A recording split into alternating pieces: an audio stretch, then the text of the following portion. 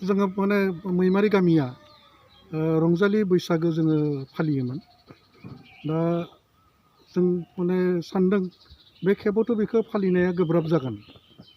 मानो होनबा लकडाउना बयबो गासै बैसागोआव थागोन 14 तारिखसिमावलागै दोङोमोन आरोथ' माने बेखौ माबा खालामफिननाय बाथ्रा दङ, एक्सटेन्ड खालामफिननाय बाथ्रा दङ। दा एक्सटेन्ड खालामोबाथ' जों माने बेखौ खालामनो हानाय नङा। दा बैसागोखौ जोंहा जिहेथु फालिबोयो बेखौ न'खर न'खर जेरै मोसौ थुखैनाय बायदिसिना बेफोरथ' न'खर न'खरनो खालामगोन, गथाय बेबायदि सोलिगोन नामा? बिनि अनगायै जोङो जिथु गुवारै मैमारि हिसाबै जिथु बैसागु फोरबो फालियोमोन बे फोरबोखौ जोङो दोनथ'नाय जागोन बे खेबाव। बे जोबोर मोजां जादों मोनसेनि थाखाय जे बेरामा माने फेहेरनो हायाखै, बेरामा गुवार जानो हायाखै। दा मानसिफ्रा गोब्राब मोनदों, खिन्थु गोब्राब मोनबाबो माने बै बाथ्राखिनिखौ जों फालिनांगोन। फालियाब्ला जोङो मा जागोन, बे गामिफ्राव बेरामा बेरस्रागोन आरो बेरस्रायोबा जोङो गाज्रि माने माबायाव गोलैनायनि चान्स दङ। बिसोरो सानसे साननैनि थाखायबो एसे माने हेफाजाब मोनगोन होनना जों आसा खालामदों। बेफोरखौ एसे हेफाजाब होनांगोन होननानै बुंनाय लेखा जोङो मैमारि गामियाव साथाम साख्रिआवला सपन बर', गणेश नार्जी, गजेन नार्जी आरो सासे डक्टर नबजित नार्जारी, जों साब्रैजों माने बेबायदि हेफाजाब खालामनो थाखाय जों दावगाबोयो।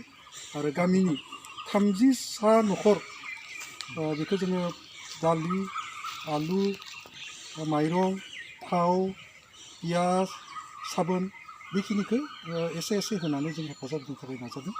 आरो बेखिनिखौ होनो जोङो मोजां नांदों आरो लागिरिफ्राबो जोंखौ बरायदों।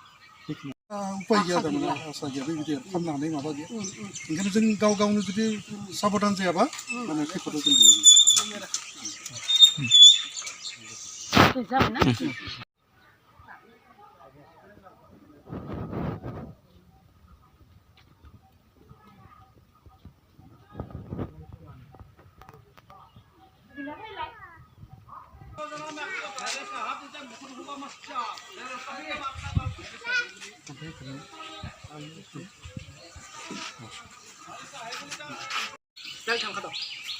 खालि 1 मिटार गोजानाव था, बेनिफ्राय जमा जमा थानाङा, आखाइफोरखौ सुबाय था थाब थाबनो, होमबासो बेरामा साबखानाय नङा। बेरामा गिदिर बेराम, बे मुलिबो गैया, बेखौ माने बाहाय साबधान जानांगौ। सरकारा थिननाय लेखा जों बेखौ होबाय आरो जों बे साथामजों लोगो नांनानै सरकारा लकडाउन होदो, मानो होनबा मोनसे बेराम जादों आरो बे बेरामखौ सोखानो हाया आरो बेनिफ्राय मुलिबो गैया आरो बे बेरामफोरा मोदोमाव दाङोबानो थांफाजोबो।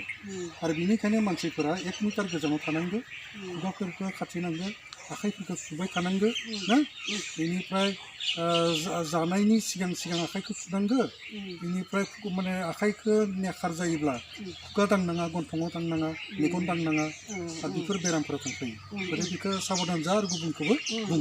मेगनफोर माबाफोर लाना फैयोबा बेफोरखौबो सुनानैसो थारमाने दां, थारमाने सुवालासिनो दांनाङा आरो माबा खालामनाङा आरो मोजाङै सुनानै लाबानो जाबाय। ओमफ्राय लोगो जाना थानाङा, माने 1 मिटार गोजानाव थानांगौ। बेफोर बेरामखौ फाहामनो हानायनि दासिमबो मुलि दिहुनाखै।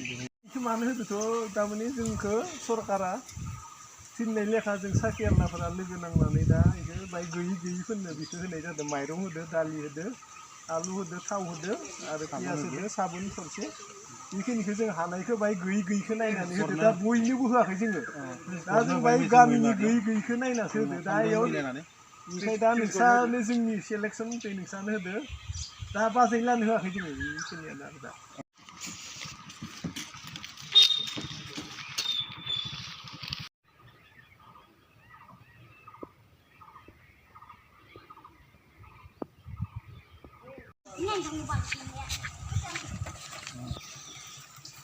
बायबा सोंनो नामा नोङो?